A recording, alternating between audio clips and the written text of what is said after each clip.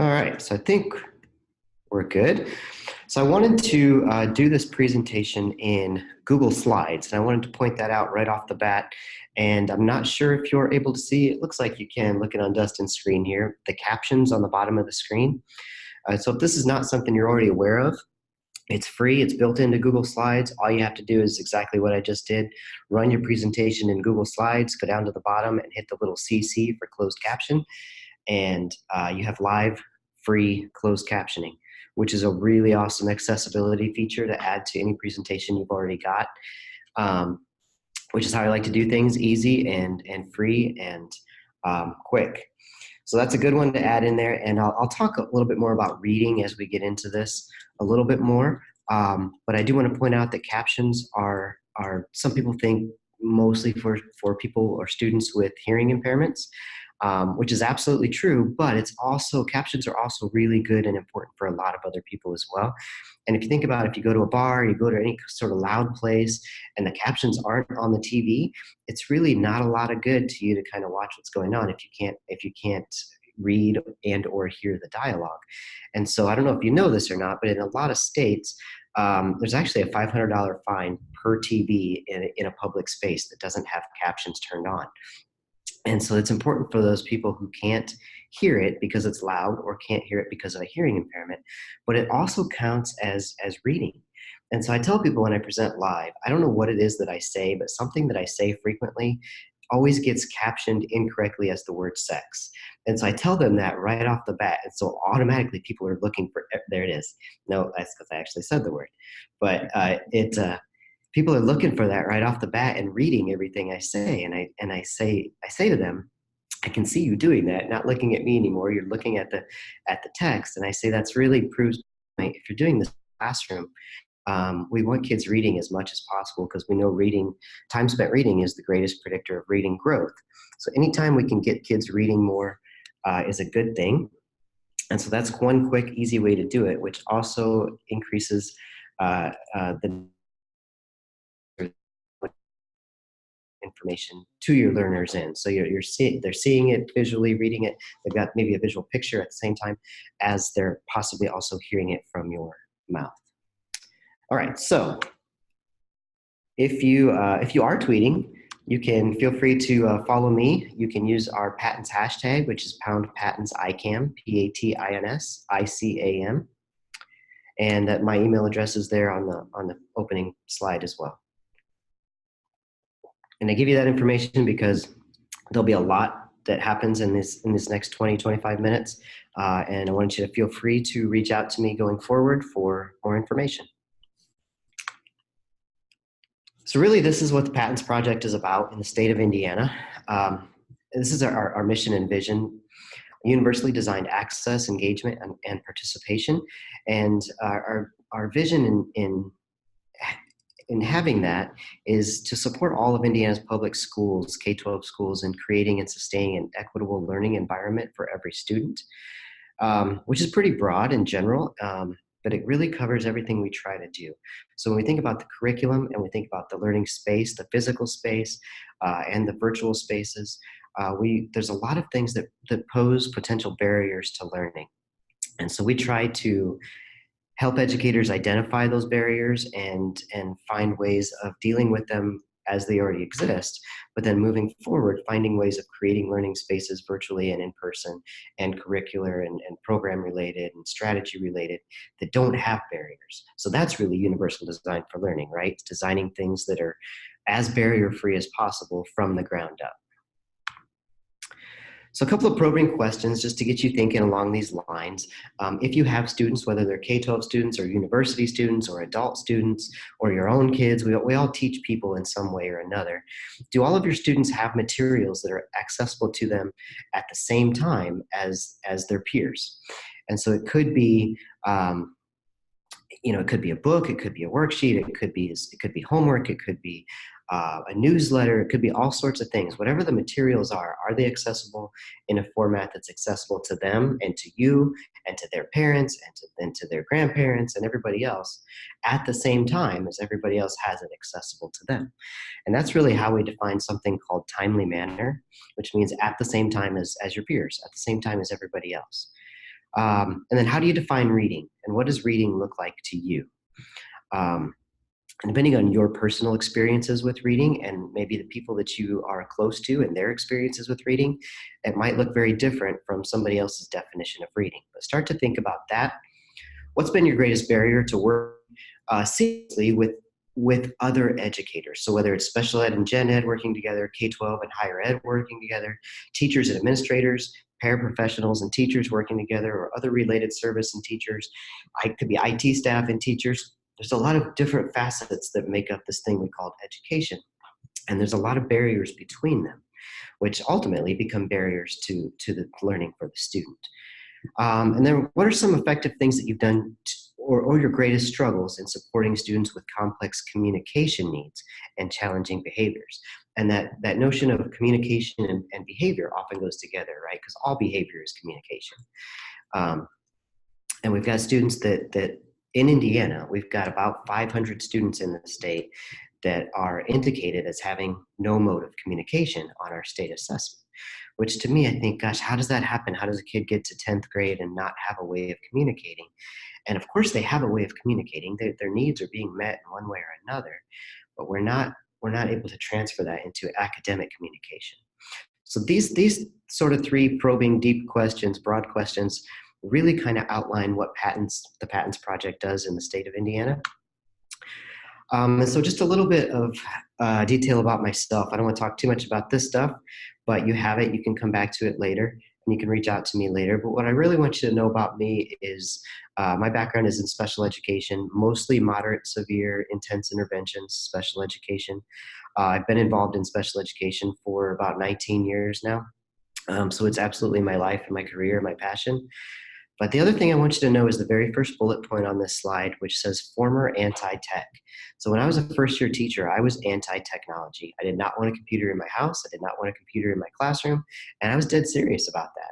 I had a lot of confidence in my own teaching ability, the strategies that I knew, my own abilities as a behaviorist. And I thought, I don't need assistive tech. I don't want computers in there. I think it technology, which is kind of ridiculous because I was studying engineering before that, and it was very much technology based. But I decided that I hated it and it had no place in my classroom. And without going into too long of a detailed story, what happened was I was running out of things to try for some of my students, and I had some students with some very serious, intense needs. And so I, out of desperation, tried this program called Co-Writer, which is word prediction software. And back in that time, that was definitely special ed technology. Word prediction software was special ed technology. And now you can't buy a cell phone that doesn't have word prediction on it. So it's definitely more universally designed now.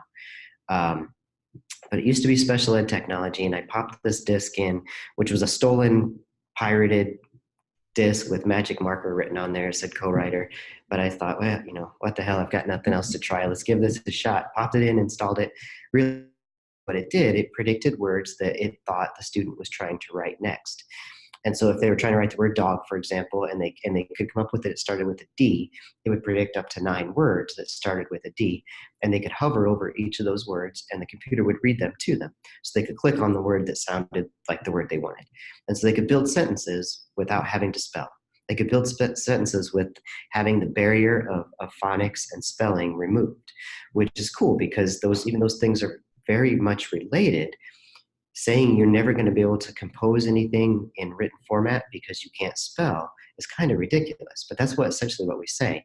And we also say to kids, because you can't decode phonetically, you're never going to be allowed to read things on your grade level in your content areas.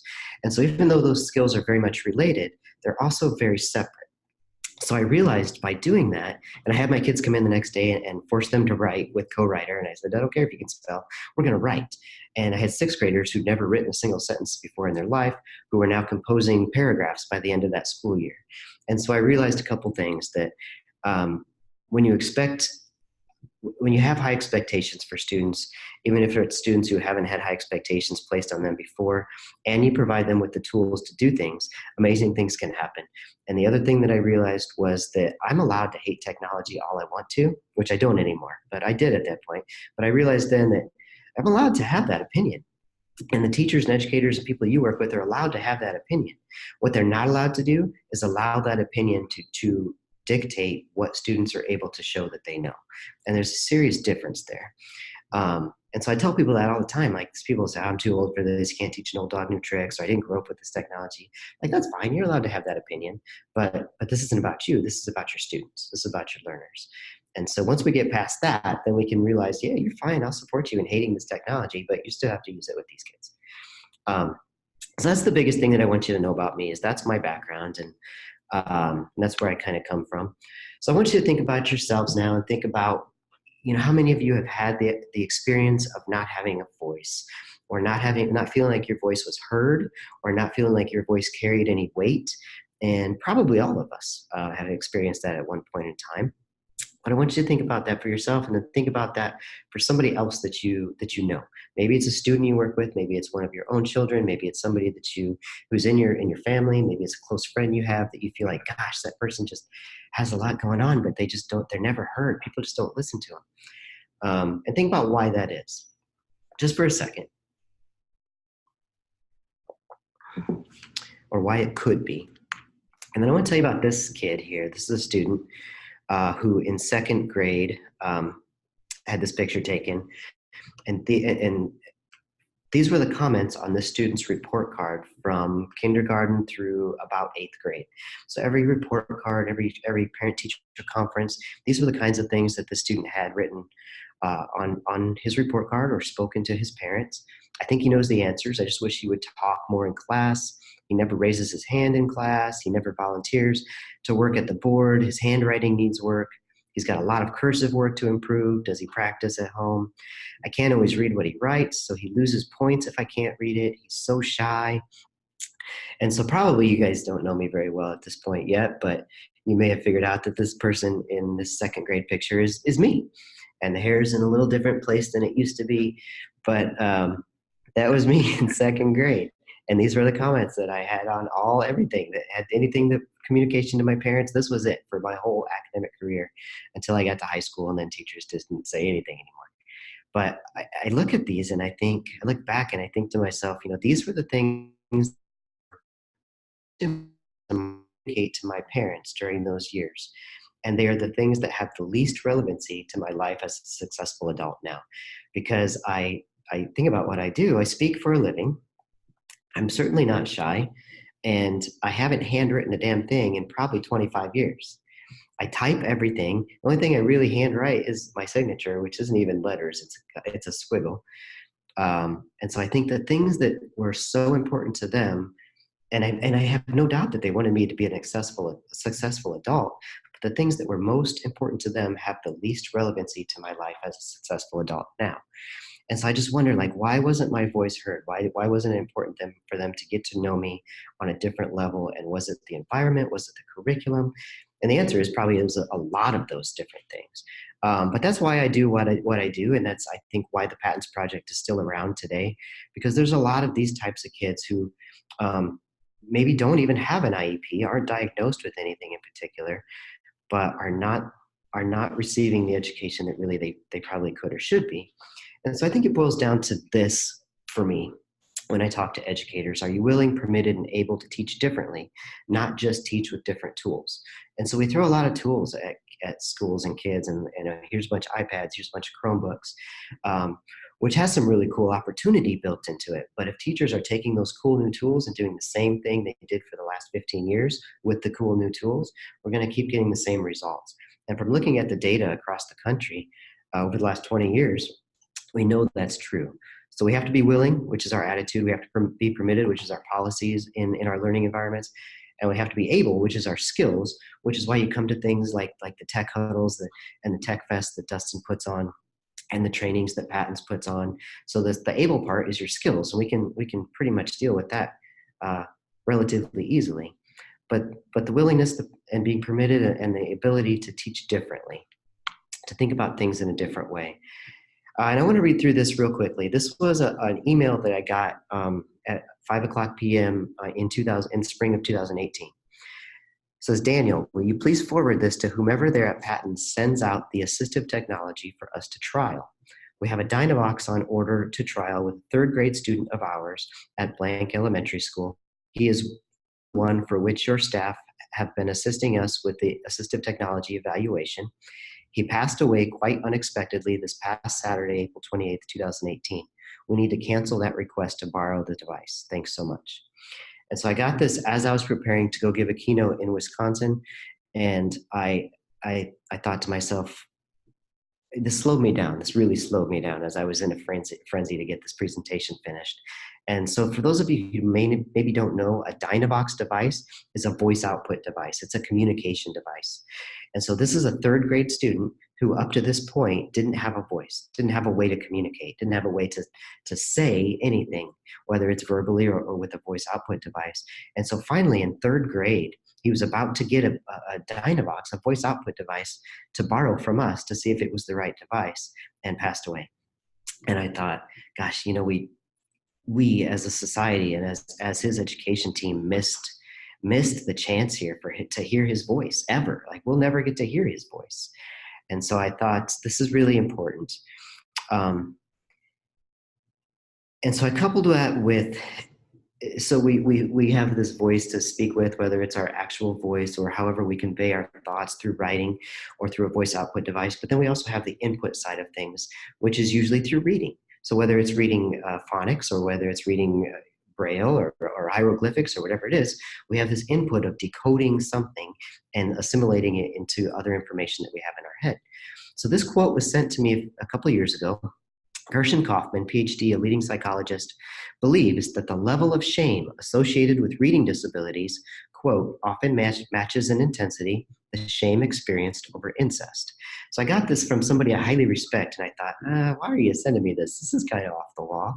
But then she sent me all the research that supports this, and it made sense. So when you think about somebody who is deathly afraid that the teacher is going to call on them to read paragraph 3 on page 38, or they're going to be called to the board to write something, and the fear over that happens in one class period, and they go to the next class period, same thing, next class period, year after year after year, adds up to the level of shame that's associated with something as horrible as incest. And so that got me thinking as well about what literacy really is. And the International Literacy Association. It's the ability to identify, understand, interpret, create, compute, and communicate using visual, audible, and digital materials across disciplines and in any context. Over time, literacy has been applied to a wide range of activities and appears as computer literacy, math literacy, or dietary literacy. In such contexts, it refers to basic knowledge of rather than to anything specific to reading and writing. So this is very interesting to me because it doesn't really say anything about how someone reads. It talks about what literacy is, which is pretty important, I think. And so then I think about what we do within the PATINS Project, and it's three things. It's universal design for learning, it's accessible educational materials, and it's assistive technology. And so if we look at the picture all the way on the left, that's a spiral ramp instead of a staircase. And so that's the Guggenheim Museum. And the key there is that it was built with a spiral ramp from the ground up. It wasn't built with steps, and then they realized, oh, we got to put an elevator in, or we have to put a ramp in. It was built with a ramp because I can walk up a ramp, I can somersault up a ramp, I can cartwheel up a ramp, I can roll up a ramp, I can breakdance up a ramp. But if there's steps, there's only one way I can get up steps. So that's the definition of universal design for learning. It's building something from the ground up that has as many possible barriers removed already from the start as possible. And so before you even see a single student, if you're a classroom teacher, for example, before you even know a single student's name or anybody walks into your classroom, if you can design things to be as widely accessible as possible, before you see a single kid's face, that's universal design for learning. And it's really hard, and it requires somebody to have a lot of knowledge about what might possibly exist as a barrier and what might possibly pose as a solution to that barrier, and build it in before you see a single learner. So that's UDL, and it's really hard to do it correctly, but once done correctly, it reduces the need for a lot of other things that typically would follow.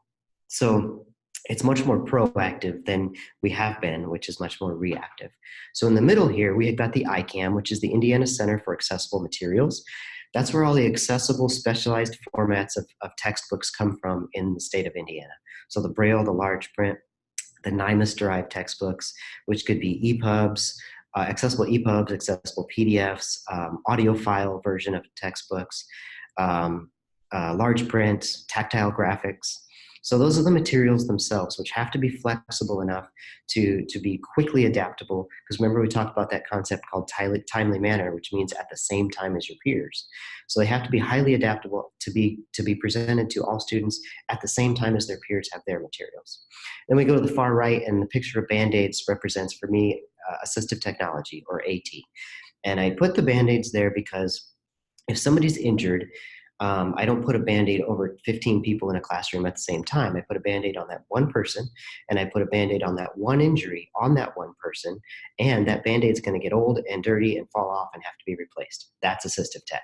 So it's for one person. It's usually for one barrier for one person at a time, and it's going to get old, outdated, broken, and have to be replaced. And so Band-Aids are very important. Assistive technology is incredibly important, but it's very individualized, and it's not built in, it's reactive, and it'll have to be replaced. So that's how I kind of think about the three main things that the PATINS Project does, and put it in sort of a visual framework there. And speaking of framework, that's what universal design for learning is. It's a framework that's full of choice and flexibility versus something that's scripted. Which is hard for a lot of educators because it feels like and it looks like on the surface giving up control. And teachers are taught to have control of their class. And if it looks and feels like I'm giving up control with choice and flexibility for students, that feels like they're doing their job wrong, which makes it really hard to wrap your mind around doing something in a universally designed sort of way for a teacher who's used to doing things in a traditional way. But these are the three bullet points really of UDL. Engaging students in multiple and flexible ways, presenting your information in multiple and flexible ways, and allowing students to respond in multiple and flexible ways. So in the state of Indiana, this is what PATINS Project does. We have statewide grants, and so this year we've taken on 14 districts to do this with, and we work with these 14 districts intensively, weekly, throughout the whole school year. And we work on changing their policies and their practices and their protocols and their procedures and their forms and their strategies long term to create a sustainable with we have Indiana Center for Accessible Materials, or the ICAM. That's where all those files come from. We do a lot with UDL, like I talked about. We've been doing UDL in the state of Indiana since 2002. We do a lot of bringing educators together to collaborate with us and collaborate with each other, both online and in person. And we do a lot of training, a lot of technical assistance and professional development, both online and in person.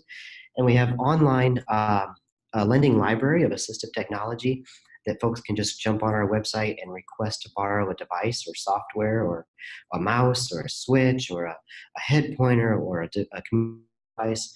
Just jump on our website. You can borrow that from us in Indiana for 6 weeks at a time. We ship it to you, and we send you a label to ship it back to us. So it truly costs educators nothing.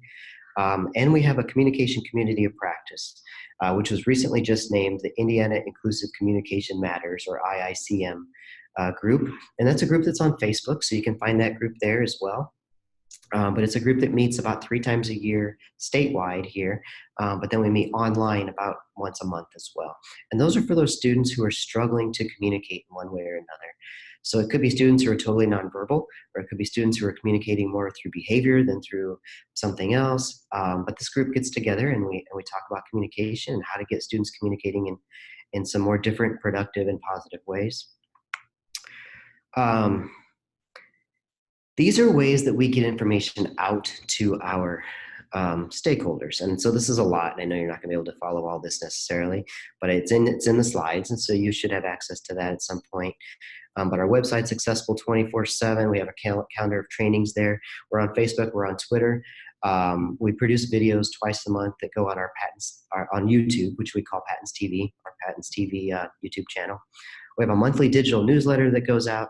And I do want you to know about this one, number 6. We have a Tuesday evening Twitter chat. So tonight's Tuesday, I think, right? Yeah. Tonight's Tuesday, yeah. And so at 8:30 p.m. Eastern time, we have a Twitter chat that happens, and it just goes for half an hour. So sit down at 8:30. By 9 o'clock, you'll be done. It's always on one of these topics: UDL, assistive tech, access to the curriculum, behavior, communication. Just hop on and use that hashtag there, pound PATINS ICAM. I get made fun of all the time for calling it a pound sign. Sorry about that. Hashtag PATINS ICAM. I swear I don't have time to tell the story now, but my daughter made fun of me so much one night because she was trying to join us. I was like, yeah, that's really cool. You should join us. And I said, just search for pound PATINS ICAM. And she slams her phone down on the table and she's like, I can't find it.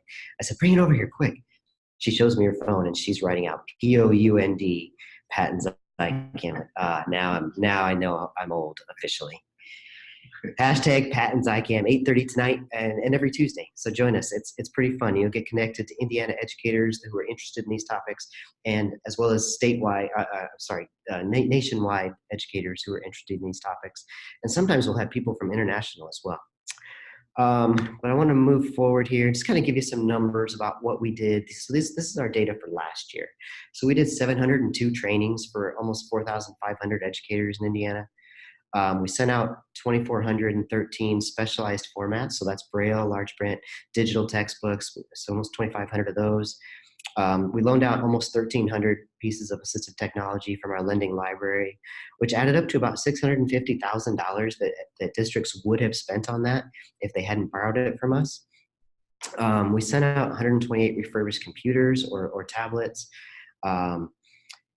And we fulfilled over 6,000 individual requests for technical assistance. So that could be a teacher calling us and saying, hey, I just had a student move in who has a hearing impairment or a vision impairment or is not reading or is just not understanding math. And we work with those folks. Or it could be something as simple as, hey, I don't know how to turn on text-to-speech on my iPad. But we responded to about 6,000 of those individual requests in Indiana last year. We produced 22 PATINS TV episodes that are free on YouTube. And we're in the process right now of organizing those into strands. So you can watch a whole strand, and when you finish that strand of 4, 5, 6 short videos, they're 5 minutes long. At the end, you click a link, you take a little survey, and you can get professional growth points for doing that strand, which is a pretty cool thing. I'm excited about that. Yeah. And this is kind of how we get feedback about what people need. So we do evaluations at all of our trainings, of course. We do an in-depth needs analysis with the districts that we work intensively, so those 14 districts that we work with. But we also are looking for guest moderators for our weekly Twitter chats, and we do a blog every week, so we're looking for guest bloggers for our blog. Really awesome out there. Free to hook them up with us. We want to connect with people, just like Dustin is. And we're, like I said, we're on Facebook and Twitter as well. So connect with us there and tell us what you need or what what the barriers are that you're running into. And so last year, there's about 429 school corporations and special ed co-ops in the state of Indiana. Of those 429, we worked directly with 328 of them last year. And there's about 1,896 individual schools in the state of Indiana, and we worked with 1,334 of them. So those are pretty good numbers, but we really want to be able to touch everybody. So we're trying to increase that as well. This is us. This is our staff. We've had lost a couple of these folks to retirement this past year. So we're looking to we're definitely looking at replacing 2 of these folks soon. I'm hoping to have these positions posted this week by Friday, maybe. And so if you're close or interested in possibly moving to Indiana and interested in these sorts of things, watch for those job postings or reach out to me directly, and I can send you that link when it does post. But just some upcoming things real quick here. We do have our professional development guide is online. We're going to have a collaborative conference in Second Life, collaborative with Florida. It's not May 14th. This will be this fall. And we're not sure of the date yet, but if that's something you're interested, keep your eye open on our website for that as well. Like I said, the Indiana Inclusive Communication Matters group is on Facebook. And we have our state conference, our Access to Education conference coming up on November 20th and 21st.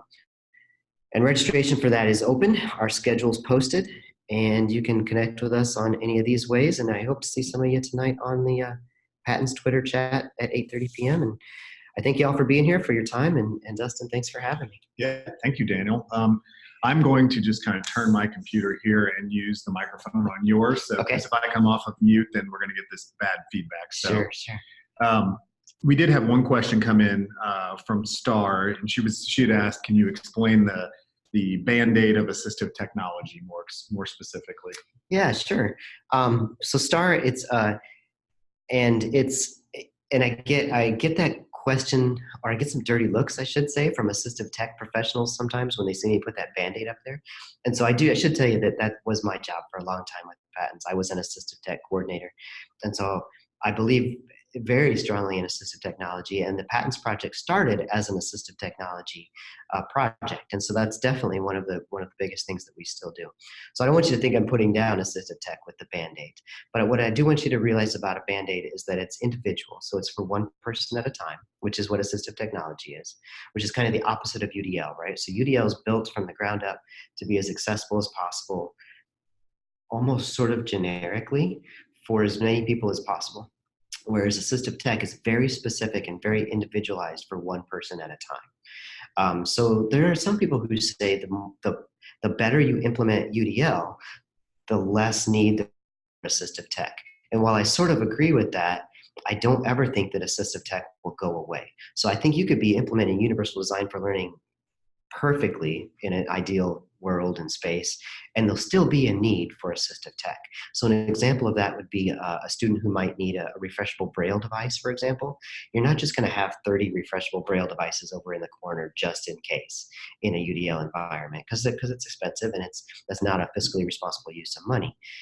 So for that one student who needs it, it's still individualized for that one kiddo at a time, which makes it assistive tech. So it's like a Band-Aid. It's one person at a time, usually for one particular barrier for that one person at a time. And it's going to get old and broken and outdated and have to be replaced. Does that answer your question? I've got sure, yep, awesome. Okay, so yeah, okay. yeah, absolutely. And Star had mentioned early on that we should say Ocali to see what the closed captioning does there. So yeah, Ocali. No, it tried. All right. Oh, Cali. Yeah. The question I had is, you guys are doing this amazing work in Indiana for all of the Indiana school districts. Uh-huh. Are there programs like the Patents Project in other states that these folks should know about? And I guess what do those look like? What's it look like across the country? Yeah, good question. And so Ocali is a perfect example in Ohio, which does some really cool things in Ohio. They're very as far as how things are structured, I think. But as far as the services that are offered, a lot of it's the same. In other states, the answer varies quite a bit. Most states have something, but from my experience of being in national conferences and venues and arenas, is that a lot of states fund it very differently than it's funded in the state of Indiana, and so. It may look different. So one thing that's very different about Indiana is Indiana houses the accessible materials, or Patents houses the accessible materials for Indiana, but also the assistive tech and also the UDL component. And so having those three under one roof is a little bit unique. There are a couple other states that do it that way, but not a lot. They have it separated out.